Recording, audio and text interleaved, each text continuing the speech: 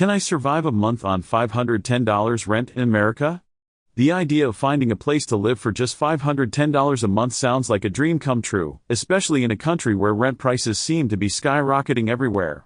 But is it even possible to find a decent place to live at this price point in the United States? Finding housing at this price is incredibly challenging. The national average rent for a single-family home or apartment is more than double that. Minimum wage earners, who make up a significant portion of the workforce, often struggle to make ends meet, let alone save for a security deposit on a place to live.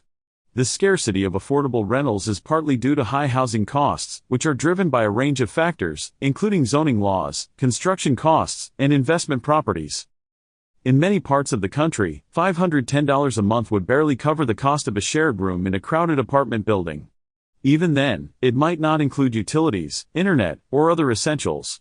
For those on a tight budget, finding a place to live at this price point often means sacrificing quality, location, or both. Some might have to look for housing in areas that are far from employment opportunities, public transportation, or community resources. Take, for example, a studio apartment in a rural area. It might be small, around 200 square feet, with basic amenities and shared facilities. Or consider a room in a shared house in a less desirable neighborhood, with thin walls and a noisy environment. In some cases, $510 might even be out of the question, with prices for similar accommodations going for hundreds of dollars more. In cities like San Francisco or New York, $510 a month wouldn't even get you a cardboard box on the streets. The harsh reality is that affordable housing is scarce, and what little is available often comes with significant trade-offs. As I dug deeper, I found that the search for $510 rent often leads to a harsh conclusion: it's simply not a viable option for most of America. The systemic issues driving high housing costs, like NIMBYism, lack of affordable land, and constrained housing supply, aren't going away anytime soon.